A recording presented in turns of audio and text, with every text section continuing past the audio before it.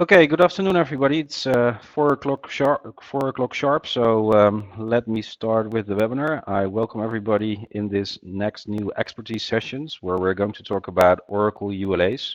ULA standing for Unlimited License Agreements, and we're going to talk about if it's really that unlimited or if it's not really that unlimited, as you may expect. As a short introduction for those people that don't know me yet, my name is Richard Spithoven. I'm based out of the Netherlands, and I'm one of the managing partners within a company which is called B.lay, which is a company that is supporting end users in their challenges with managing their software licenses in a proper way. We're doing that on a global basis, so through a number of partners in France, Spain, Italy, so actually almost every country in EMEA, but also Australia and the United States. What we as a company try to achieve is that we provide the knowledge and the expertise to all the end users that are facing the same challenges and issues with regards to managing their software licenses.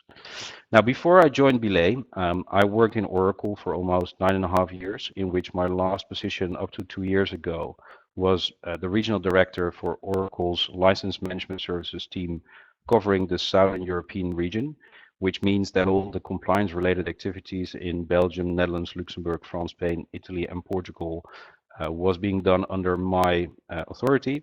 And before that, I was a licensing consultant myself within Oracle, performing audits on the named small, medium, and larger enterprise customers in the Benelux. So with the knowledge that I obtained within Oracle, I'm now supporting end users in their challenges. And one of the challenges that customers face is ULAs. What is it all about? What are the risks that are related to ULAs? And that's where this session is all about for today. So the agenda that I've prepared for today's session is that we're going to talk about what is a ULA actually all about, what general product and usage conditions you should be aware of, how the pricing is being organized for ULAs, but then also in the second part of the presentation, I'm going to cover a number of situations that you as an end user can face during the term of the ULA. So for examples, what happens when you acquire or divest an entity? What happens actually at the end of the ULA? What about a certification? What do you need to do in there? We're going to talk about certification floors. What is it actually, and why is it intended to be part of a contract, if at all? So those are the first two topics that I will cover during this. And then later on, if we're going to talk about ULA certifications itself, we're going to talk about, okay, what is the perfect timing that you should think of, what to include, how do you count in a correct way to come up with a proper ULA certification. And then I will finish my presentation today with some conclusions and some recommendations and takeaways that I would recommend every end user that has a ULA. And then, of course, at the end of the presentation, I will leave some time available as well for anyone to ask some questions. At this moment in time, all the voices are muted, so I will just continue with my presentation. But the moment that you have a question, just please keep it for yourself for a moment or drop it in the chat box. And then at the end of the seminar, we will definitely come back to all the questions that you may have around ULAs. So to start off with ULAs, what is it actually all about? I think it is important for people to understand that an unlimited license agreement is a time-based license agreement from Oracle, which provides an unlimited use for a subset of Oracle's product portfolio. And that are the three main characteristics that you should be aware of. So it's time-based, it's unlimited use, but it's only for a subset of Oracle products. Now, what does that mean? If you look at the specifics of a ULA, then the first thing that the limitation is within the ULA is the time, the term of the agreement. Typically, the ULAs vary from 1 year to 5 years, where a customer can sign up for. And as with everything within Oracle, if you have a longer term, then of course the price is higher than if you have a shorter term.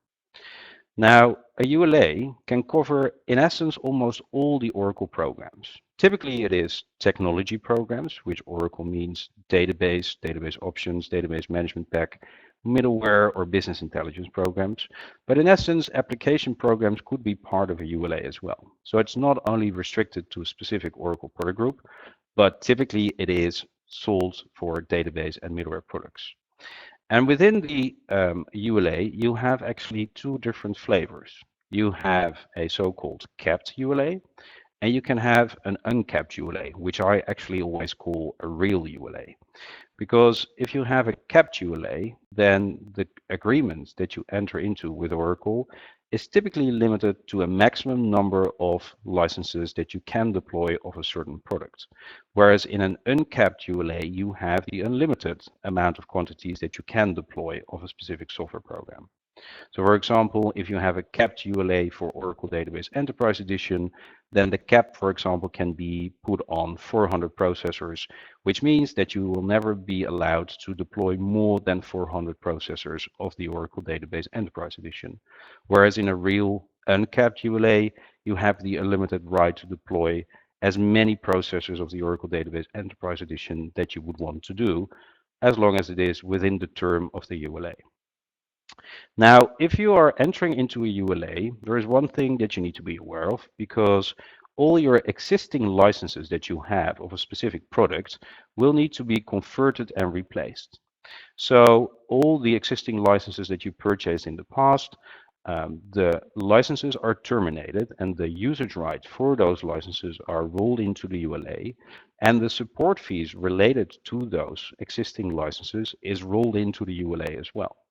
So for example, to make it very specific, if you would have, let's say, 6 different contracts where every contract had 10 processors of the Oracle Database Enterprise Edition, if you would want to enter into a ULA, then all those 6 orders and the associated support maintenance fees of those orders would be rolled into the ULA. The existing 6 orders will no longer exist, and the ongoing support fee going forward, which is in Oracle terminology called the total support stream, will be your existing support fees for those 6 orders, plus the additional support fees that you will need to pay for the unlimited deployment rights that you get through the ULA. So the OPEX that you have is rolled into the new contract. Now, if you then look at the general conditions that you should be thinking of in a ULA, is that the first thing a lot of customers actually often forget is that there is a limitation which is restricted by the number of legal entities which are allowed to make use of the software in the ULA. And Oracle typically calls that a so-called customer definition. So within the ULA contract, it says the contracting entity, which is typically the ultimate parent, that enters into an ULA agreement with the customer. But within the customer definition, it is defined that other legal entities that do belong to your organization are allowed to make use of that software.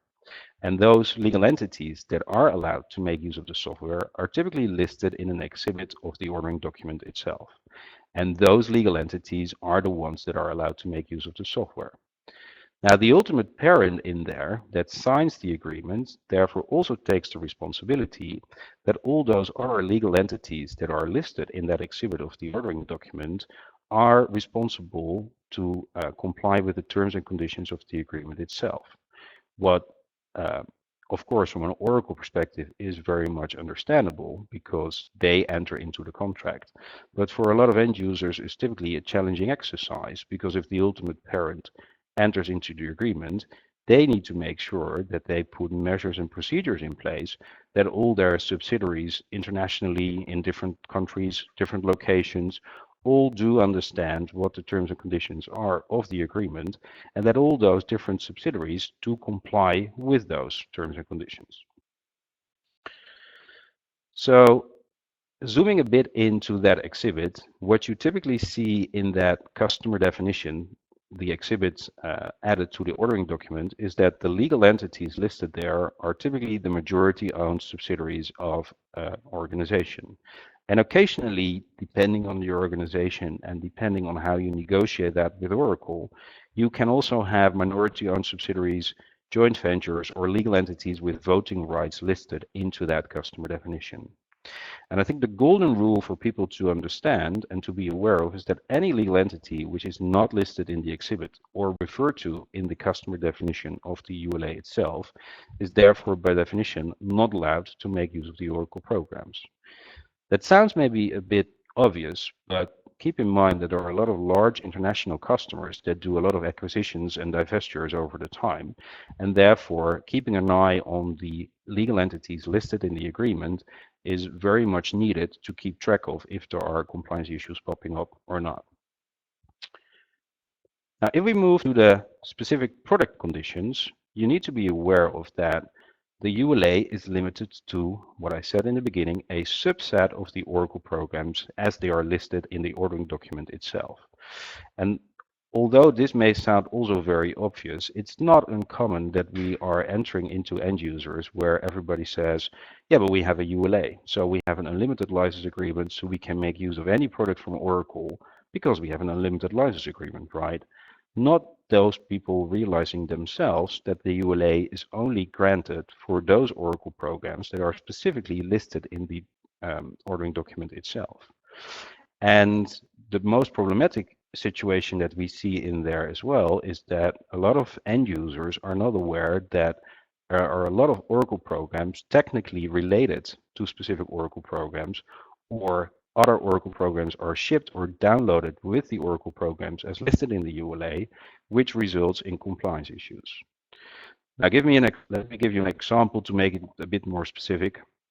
So let's say there is an end user, and the end user has an unlimited license agreement for the Oracle Database Enterprise Edition, 2 management packs being Diagnostic Pack and Tuning Pack, and 1 database option, Partitioning.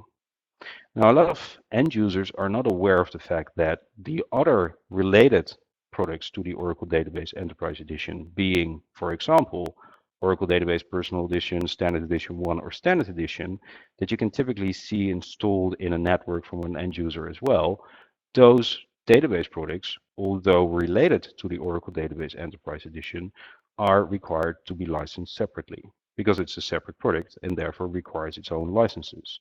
So if you wouldn't have any of those installations, even if you have a ULA for the Oracle Database Enterprise Edition, you could be surprised with the fact that you still need to have a separate license for that. Now, that is then happening quite often, but the most problematic situation that is happening for a lot of the customers that have a ULA for, in this case, Oracle Database Enterprise Edition, is that they are not aware or realizing themselves that there are a number of separate licensable products, in this case, database options and database management packs, that are shipped or downloaded together with the Oracle Database Enterprise Edition itself. Now, we listed here the current, a few, not even all, but a number of database options and database management packs that, especially as of 11G Release 2 and 12C Release 1 of the Oracle Database Enterprise Edition, are shipped and downloaded at the same time with the Oracle database itself, and therefore typically installed and therefore sometimes also being used unintendedly by customers. So the risk in there is that people think, oh, I download an Oracle Database Enterprise Edition, I have a ULA, so I'm covered, not realizing themselves that all those different options require separate licensing. Now, and if we then go to the usage conditions of a ULA, like I said in my introduction, you can have a capped or an uncapped ULA, where in a capped ULA, the ULI grants the right to make use of the Oracle programs up to a certain maximum amount of licenses. So, for example, 100 processor licenses, Oracle Database Enterprise Edition. Now, it can sometimes be confusing because people then think, yeah, but it's a ULA, but it's still a capped ULA and therefore not so unlimited as that you may think of. And then the other real ULA, like I said, is the uncapped ULA that grants the right to make use of specific Oracle programs in an unlimited capacity.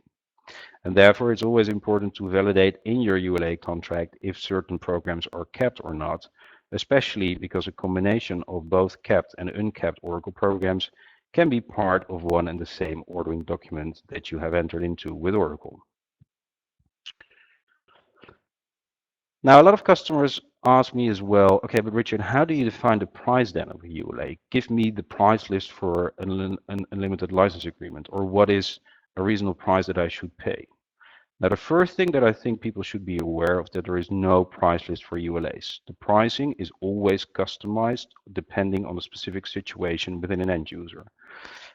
There are, however, a number of parameters that you need to be aware of that are determining the price that you pay for a ULA. So first of all, of course, it's obvious what specific Oracle programs do you want to put in the ULA. The more programs you put in there, the more value you get from the software and obviously the higher price. I think that's rather reasonable that a database enterprise edition ULA is cheaper by definition than a ULA in which you have database enterprise edition, WebLogic suite, and partitioning and diagnostic pack, for example. Now then the second parameter on which the pricing is defined is the term of the ULA. The longer the term, the more value you can get out of the software, the higher the price. Well, those are the two basic principles that I think are pretty obvious. Now, then the other things that Oracle would look at in order to determine the price of your ULA is to see what is the current investments that you have made in those Oracle programs up to today. So what you typically see is that Oracle would say, okay, if we want to enter into a ULA for, let's say, Database Enterprise Edition and Partitioning, let's see what your average investment has been over the last 3, 5, or 10 years. And let's see how many processors or named user plus licenses you have been purchasing in that period of time. Then the average spend over those years determines something about what Oracle's expectation is you would start to spend going forward, and therefore determines a certain base price that Oracle will take into account. Then obviously, apart from what you've already bought, Oracle would look at, okay, what is your current demand of the Oracle programs? Are you, for example, having plans to set up new data centers for disaster recovery purposes, or you have new strategic projects where you have a huge deployment of certain programs, but you can't really predict right now yet how much that's going to be? That current demand will be calculated against value as well. And the future growth that Oracle expects you to deploy the software in, let's say, the next 3 or 5 years, depending on the term of the ULA you will have, will determine in the end the price that you will pay, obviously where a discount is applied. But that whole calculation about how the price is being determined is a black box calculation that is typically not being disclosed to an end user because Oracle takes in a number of parameters in there. I would not want to disclose to you what specific discounts they have granted or what their expected deployment of your Oracle software is in the next couple of years. Now then, that were the basics of ULAs. There are a number of situations that you can face if you have entered into a ULA, like for example, you acquire a new entity. You acquire a new company, you acquire some of your competitors, and as we've seen in the beginning, the general conditions of the ULA state what specific legal entities are allowed to make use of the software that is granted into the ULA. So by definition, any legal entity which is not defined in the customer definition, and therefore any entity that you acquired after entering into the ULA, are by definition not allowed to make use of the Oracle software as listed in the ULA. The end user can, however, request approval from Oracle to add an acquired entity to the ULA, and typically Oracle would grant that, but of course will ask you a certain license and related support fee for that. In very rare cases, they would just allow that to be added to the ULA. So therefore, if you expect to do an acquisition in the future, I would definitely recommend you to, while signing a ULA, enter specific contractual language in your contract to support you to do such an acquisition without having a huge payment to do to add the legal entity to the ULA. Because in the end, if you do not organize that up front, then of course Oracle still has the right to say, I'm not going to approve to add this legal entity to the customer definition, and therefore that entity doesn't have the right to make use of the ULA and would be required to continue to license its own Oracle software separately. So you can ask another legal entity to be added to the ULA, and normally if the growth of the company is not going to be more than 10% in terms of employees or revenue, Oracle in normal circumstances would allow you to add that entity to the ULA, but again, it is up to the discretion of Oracle to allow that to be added, yes or no. Now, if it's not approved by Oracle, which again, the right that they have, then the acquired entity is required to license the deployment and the usage of the Oracle program separately going forward still. If it is approved, then what will happen is that the existing licenses of the entity that you acquire will need to be converted and replaced which means they do no longer exist, and the existing support fees of the licenses of the acquired entity will be added to the total support stream of the ULA. And that typically requires an additional investment. Now, if you divest an entity, then that is, of course, also a situation that can happen. Larger organizations specifically, where typically ULAs are being sold to, are, of course, dynamic organizations where legal entities come and go on a regular basis. Now, legal entities that are divested during the term of the ULA are normally allowed to make use of the software for a limited period of time after the divestiture took place. And Oracle typically calls that in its contract a so-called grace period. Now, such a grace period can vary between 6 months as a standard to a year, depends on what you negotiate, and therefore you always need to check your specific agreement to validate what specific grace period has been agreed between your organization and Oracle. And then upon the expiration of the grace period, the divested entity is required to license the deployment and the usage of the software programs themselves. So after that grace period, they need to completely be on their own. And in some cases, we see that customers haven't agreed any grace period in their contract, and therefore, by definition, the entity that is divested will need to license the deployment and the usage of the software upon the divestiture date or the legal entity change themselves. So then there will not be any grace period. It needs to be specifically granted in the agreement, and if it's not listed in the agreement, it's therefore, by definition, not allowed. So what happens then at the end of the ULA? Well, at the end of the ULA, actually the customer has two choices. He can either renew the ULA, or he can declare and certify his then current usage of the software towards Oracle. Now, if he wants to renew the ULA, he can enter into commercial negotiations with Oracle to say, okay, I want to extend the ULA for another year, 2, 3, 4, 5 years. And he has the opportunity to say, well, apart from having only database or partitioning into the ULA, I would want to add additional products to the ULA as well. That is a full renewal of the ULA. The customer can also say, okay, although I may have initially started with a ULA for Database Enterprise Edition and Partitioning, I do no longer need to have a ULA for Database Enterprise Edition, so therefore I will do a partial certification. But for Diagnostic Pack and for WebLogic Suite, a new product, I want to enter into a new ULA. Obviously, any option in there is possible. It requires an additional license and support fee that you need to negotiate with Oracle. And then based upon what you negotiate, in the end, the old ULA support stream will be rolled into the new ULA. So that is one option, which is obviously one of the options that Oracle prefers because it continues to have a license and support revenue for Oracle. Now, alternatively, the customer can say, well, actually, I've had my peak usage of the software. I'm not going to have any expectations in terms of further rollout of software programs. So I'm going to count my usage and declare that usage and certify the number of licenses that I have at the end of the ULA, which requires the end user to determine at that moment in time, so at the end of the ULA, its then current usage of the Oracle programs.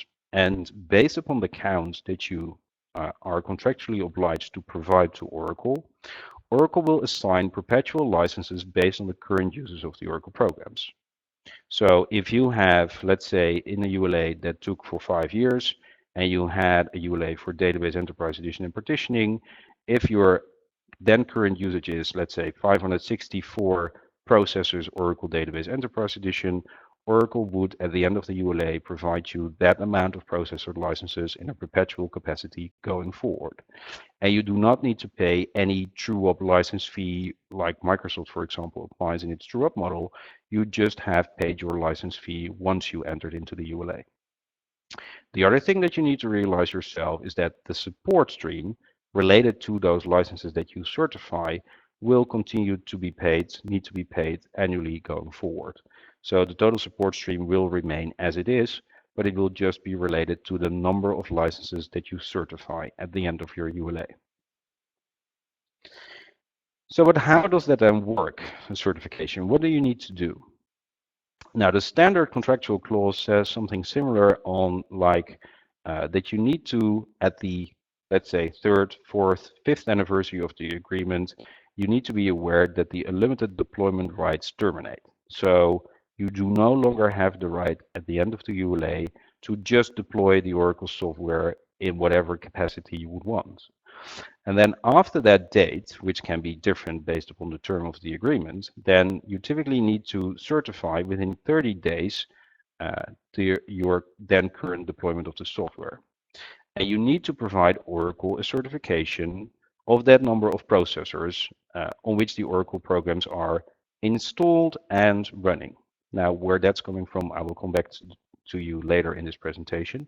But you need to do your own count internally and certify that amount of processors that you have installed and running towards Oracle. And the last requirement that Oracle has is that you need to make sure that the certification is signed by a C-level representative of your organization.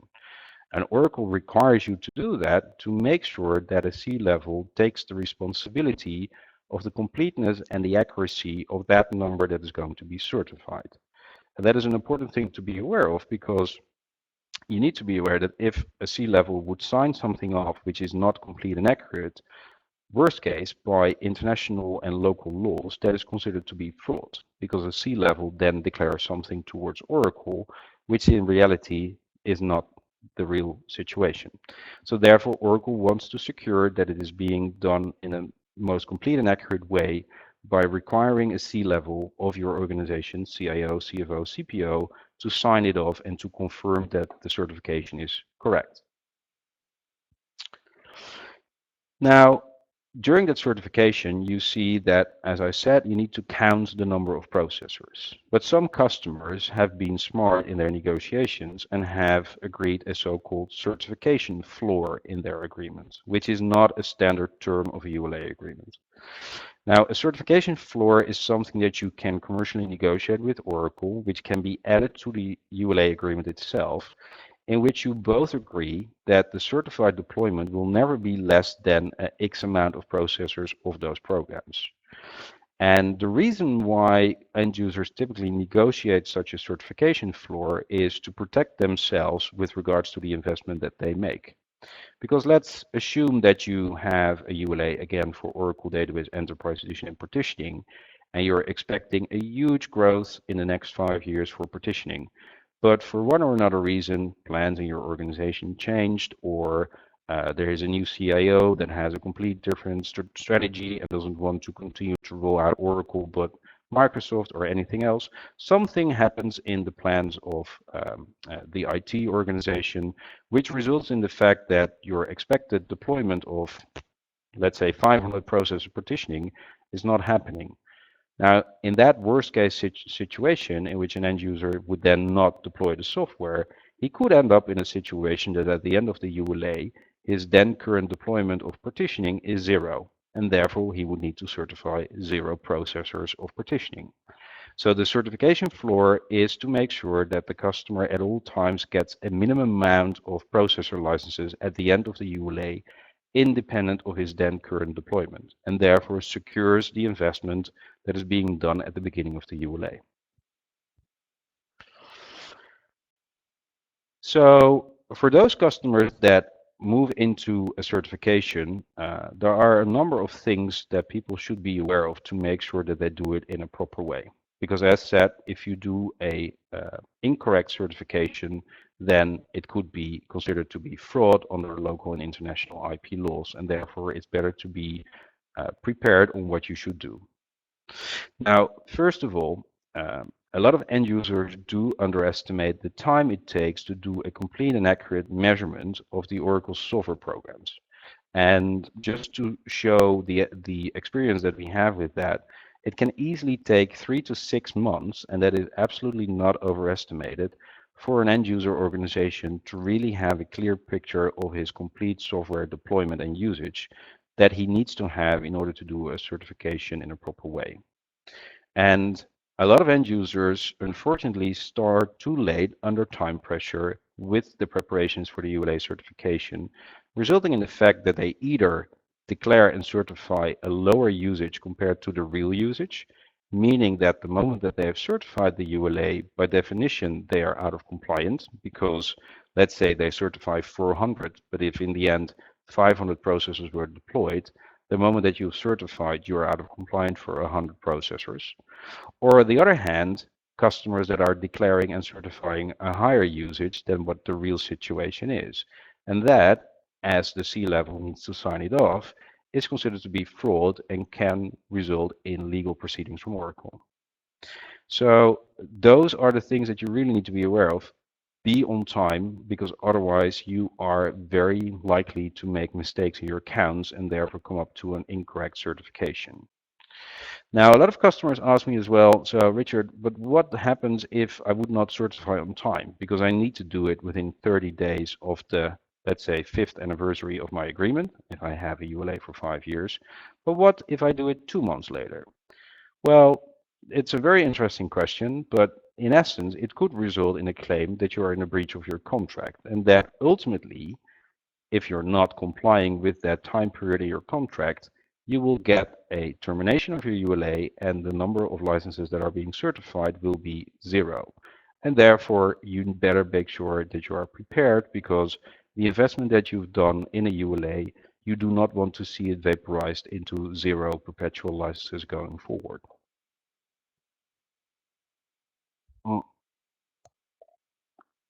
Now, within a certification, a lot of people also do not realize themselves that they really need to look at the whole organization as defined in the contract. Remember, all the legal entities that are listed into the agreement are allowed to make use of the software. It's not uncommon that especially larger organizations think, oh yeah, well, we have 3 main data centers, so if we have that, then we pretty much have everything. Not realizing themselves that they may have local data centers which may be smaller, or data centers in which they have outsourced the software that should be included into the whole count as well. And therefore, it's not uncommon that people forget those local smaller data centers or outsourced data centers, resulting in the fact that there is a compliance issue at the end of the ULA. A lot of customers also forget that you need to look at all the devices, so all your servers that are being used within your organization to support your business purposes, including test, development, acceptance, production, disaster recovery, all need to be included into your inventory in order to come up with a proper count. Especially because different software vendors have different licensing rules for example, non-production environments. It's not uncommon that people think, yeah, but I only need to count my production servers, or yeah, disaster recovery I don't need to pay for, so I also don't need to count them in a ULA certification. That is all incorrect. All your environments on all your devices need to be included into your ULA certification to come up with a proper count. Then the other thing is, and that may sound very obvious, but also a lot of things are going wrong there as well, is that the ULA certification should only include the ULA programs that you have a ULA agreement for. Now, remember that ULAs are limited to a subset of the Oracle program portfolio. But many Oracle programs that are technically related, or which are shipped or downloaded with the ULA programs itself, are typically being installed and sometimes used within the organization as well. Now, if Oracle helps you, for example, to do such a ULA certification, they will provide you scripts to measure what specific software is installed and running, because you need to determine that as per the contract. But those scripts would look for other features, database options, and database management packs as well. And therefore, it's not uncommon that customers that enter into a ULA certification process, they engage the LMS organization from Oracle. The LMS organization provides scripts that at the end of the ULA certification, apart from having a perfect count of the number of processors on which the ULA programs are deployed, other database options, database management packs, or WebLogic Suite options or WebLogic management packs are being found to be installed and used and well. And therefore, it doesn't only result in a count of the number of processors that you would certify, but on top of that, an additional claim from Oracle with regards to the use of software programs which are being non-compliant simply because of the fact that they were not part of the ULA, although they were technically related, shipped or downloaded with the Oracle database itself in this example. So be aware of the fact that your whole ULA certification process should be focused to include only those Oracle programs that you have a ULA for, and that you're not actually on the back end are doing an audit where you will be confronted with additional financial claims. Now, I said it already before, the certification clause will tell you that you need to certify all the processors on which the Oracle programs are installed and running. And then a lot of customers ask me, okay, but what is running? Now, running is actually a different word than used, and it's different than what the normal license metric definitions from Oracle would say. If you look at your normal processor definition for licenses that are not being purchased through a ULA, you will see that the processor definition says you need to license all the software, all the processors on which the software is installed and or running. But in the ULA certification clause, it says you need to certify all the processors on which the Oracle programs are installed and running. Now, the reason why Oracle makes this slight change in its definition is that it wants to avoid that customers at the end of the ULA just start installing software on all their desktop, laptops, or any servers to make sure that they have those installations there and that they would certify a huge amount of processors at the end of the ULA.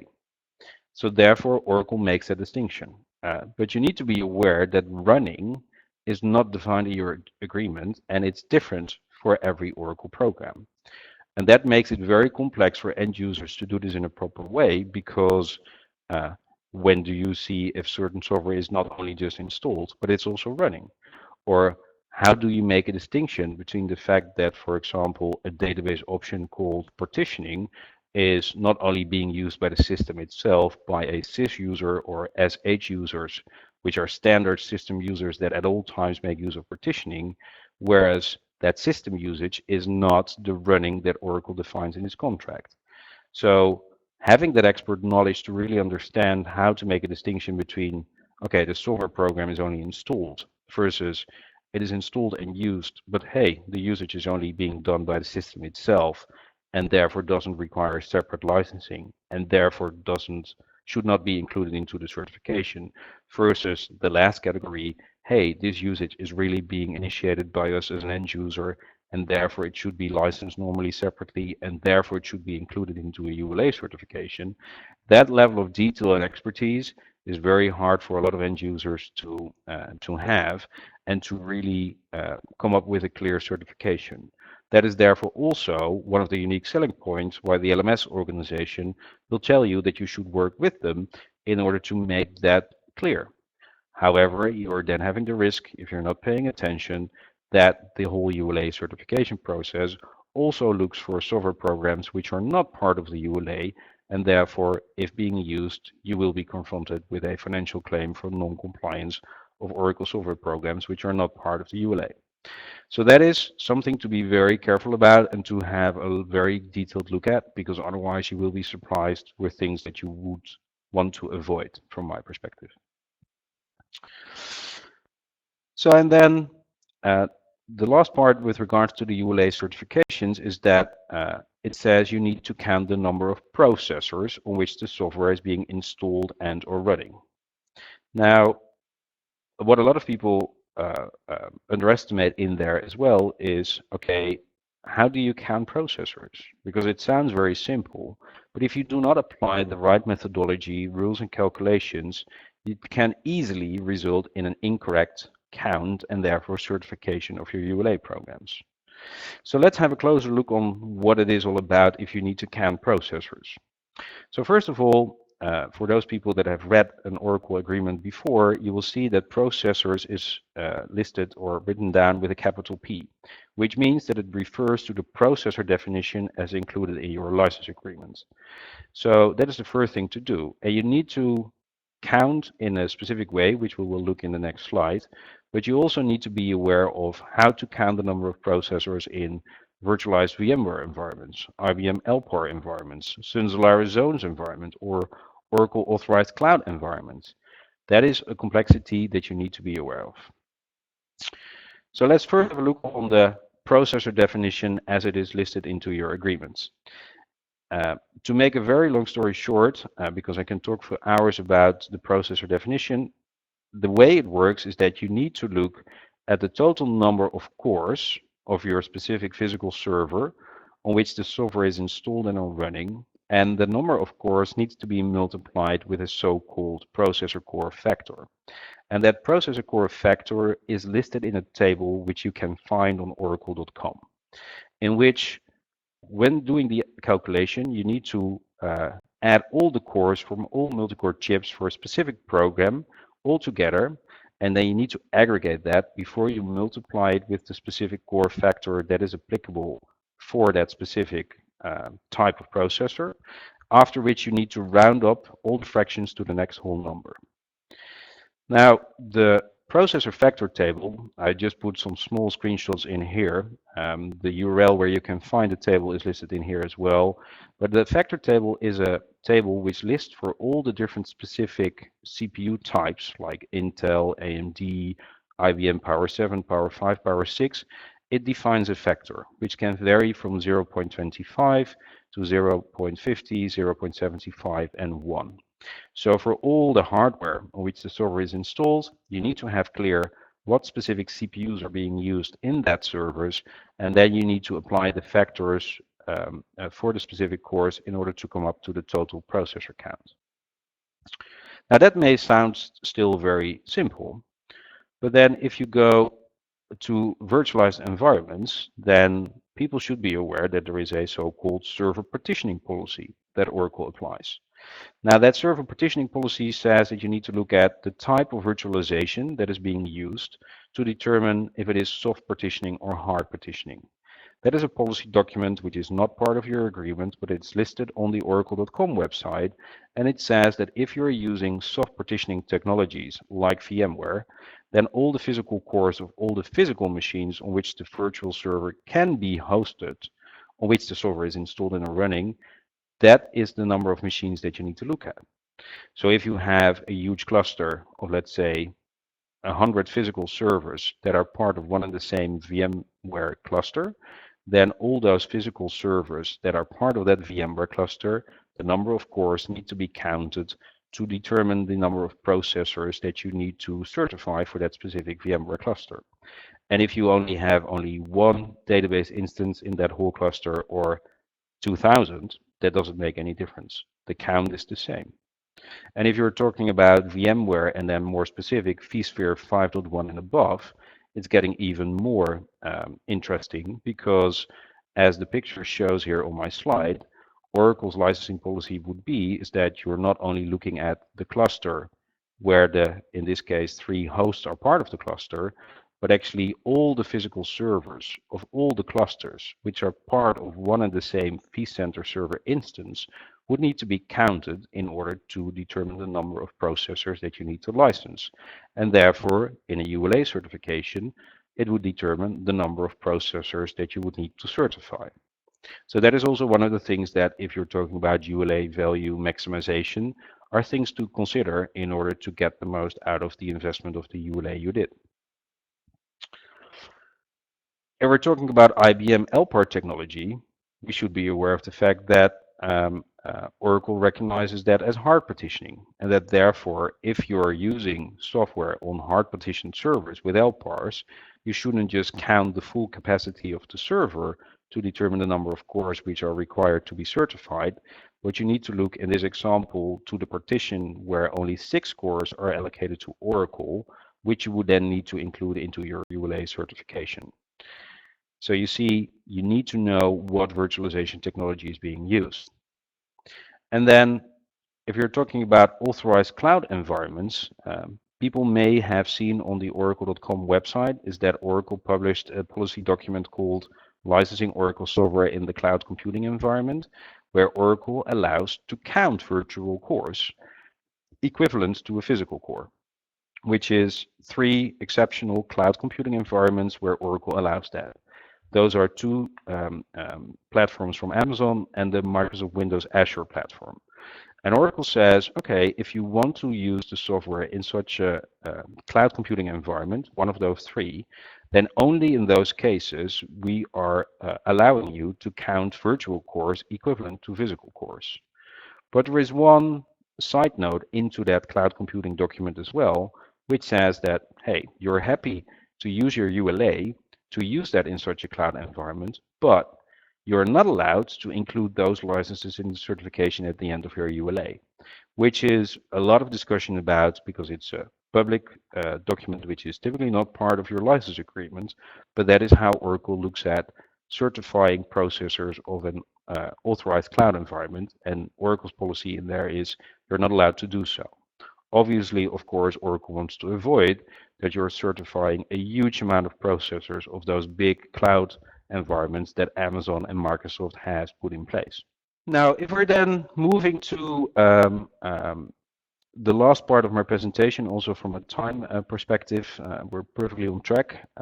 I have some recommendations for everybody that is considering a ULA. So first of all, my first recommendation is always make sure to get clarity on your current entitlements and deployment, your current demand and expected growth to determine your best option and commercial negotiation strategy.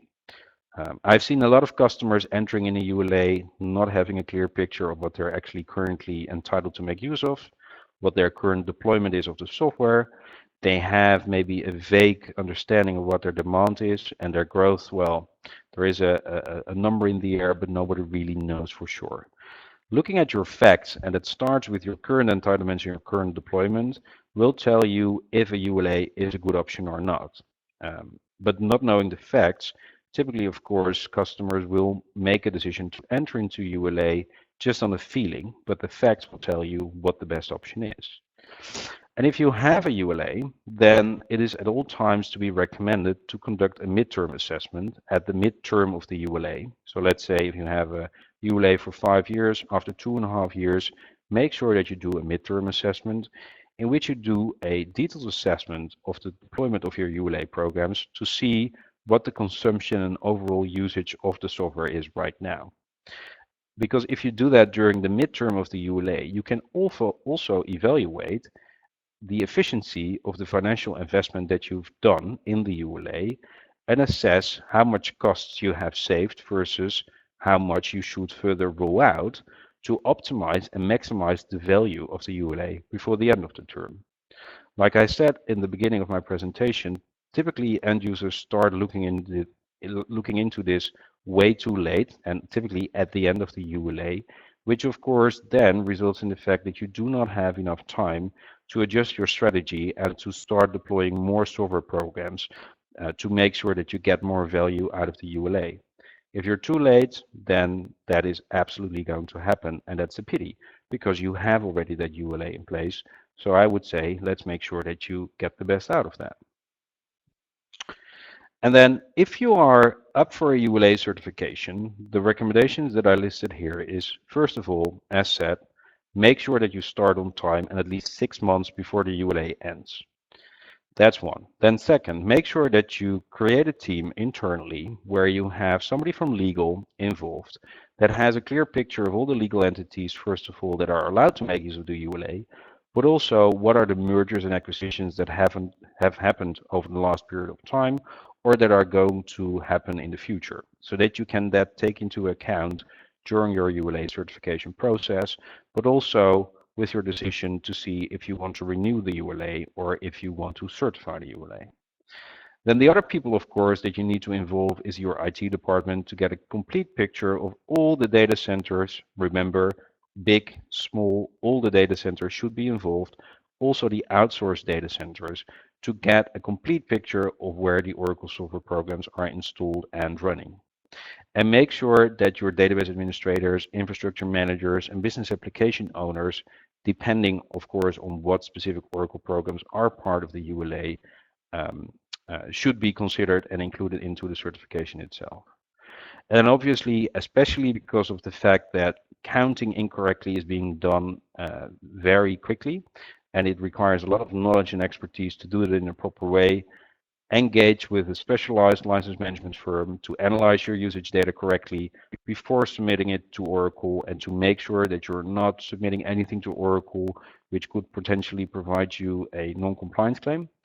And make sure that it's being done in such a clear way that your C-level can really sign it off with a very good feeling and a good methodology underneath it, to make sure that you're not being confronted with issues at a later stage. And then the last takeaway I think I would want to give to everybody is that a ULA, don't get me wrong, can be a very exceptional arrangement for any organization, and it can provide you a lot of benefits. But as long as you are aware of the details before, during, and at the end of the ULA, so that you can manage the related risks to it, that is something that you really need to look into, and which I always recommend people to look into. And then obviously, if you need any help, companies like us, but also other people, can definitely support you in a pre-ULA assessment to consider and to have clear before you enter into ULA if it's a good option for yourself, to do a midterm ULA assessment to assess at the midterm of the ULA what your current situation is and what you can do to optimize the value you can get out of the ULA, and then the end term ULA assessment to make sure that at the end of the ULA you do a proper certification, taking into account all the complexities that you are required contractually to take into account, and to make sure that your C-level representative can sign it off with a good feeling and everything should be fine. So that concludes my presentation for now. So I would want to open up the phone for any questions that there may be. Let me switch the mode. So are there any questions from anyone?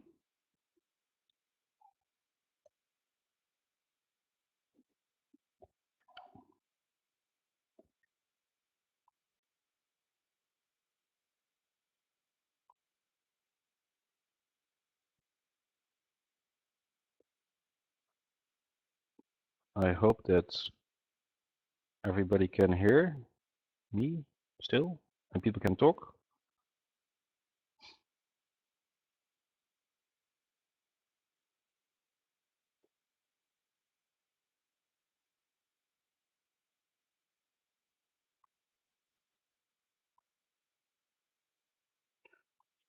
I'm not sure, Pascal, if I've opened it up correctly so that people can speak up.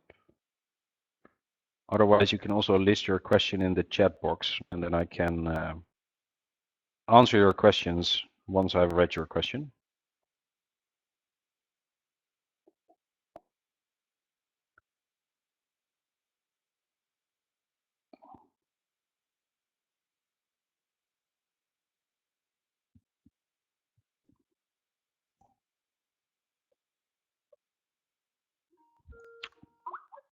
Thanks, Miranda.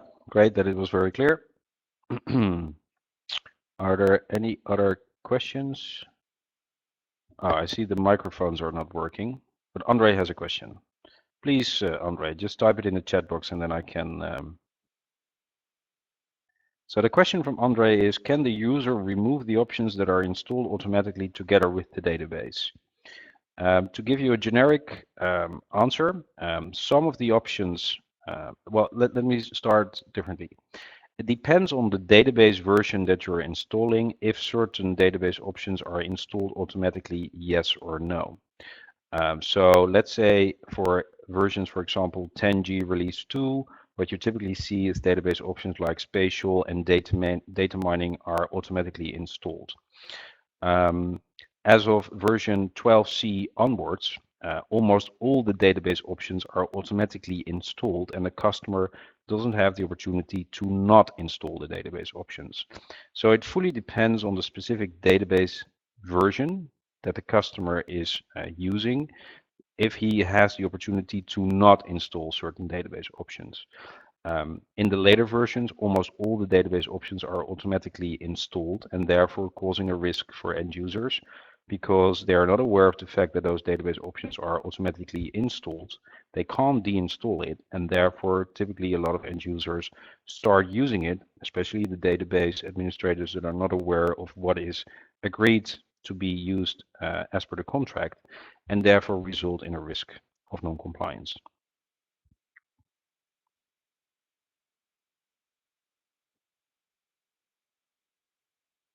So does that answer your question, Andre?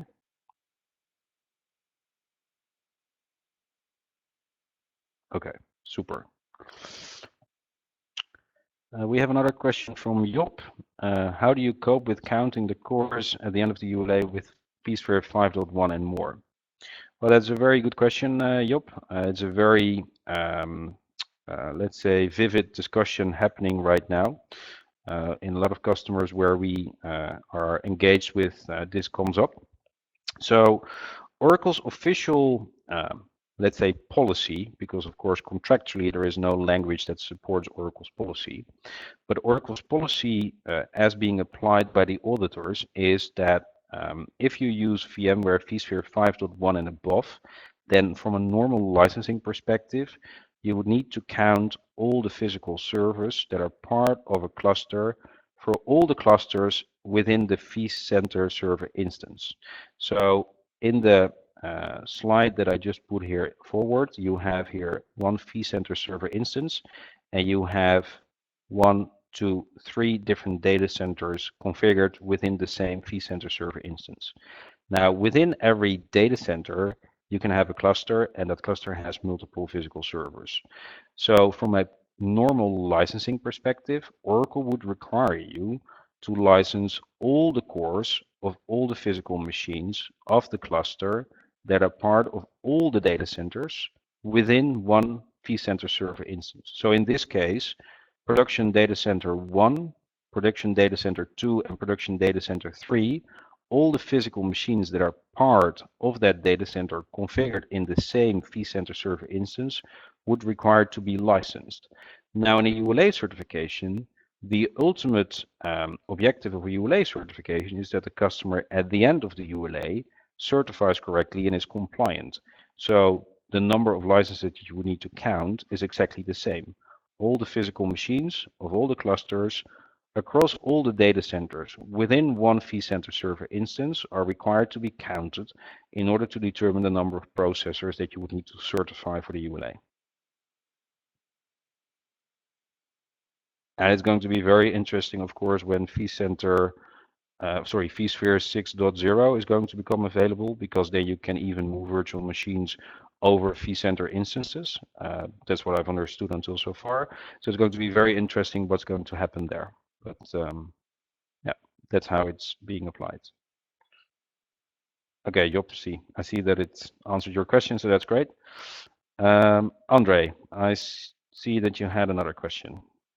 So the question from Andre is there a way for the user to prove that they don't use a specific option so that they are not in compliance? Does Oracle make the difference between used and installed automatically? That's a very good question. So it is very hard for a customer to make the distinction themselves between installed and running, or installed and used. And the reason for that is that you can have queries. You can run a query on an Oracle database, and that query would extract data from a number of tables, like the $V option table, the database usage statistics table, etc. Now, in those queries, or through those queries, the output of those queries will tell you, okay, there is a certain option installed, and it's being used by these and these and these users. Now, so you would probably think, okay, it's rather easy to determine, okay, if I see usage, then it's used, so therefore I need to count it. But the tricky part in there is that a lot of that usage is so-called system usage. So there are standard users that are at all times making use of an option. In the example that I used in my presentation, there is a user called SH that is by definition making use of partitioning. So a lot of customers come to the conclusion, oh, I'm using partitioning and therefore I need to license it or I need to certify it. But since it is system usage, it doesn't require separate licensing and therefore also doesn't require to be included into your ULA certification. Now, SH is one example, but on top of my head, there are more than 400 or 500 different scenarios with different users where such system usage indicates that there is usage of a certain option, but then in reality, it's just only system usage and not end user usage, so to say, which requires separate licensing. And therefore, it's very hard, and in my experience, almost impossible for an end user to do that in a proper way themselves.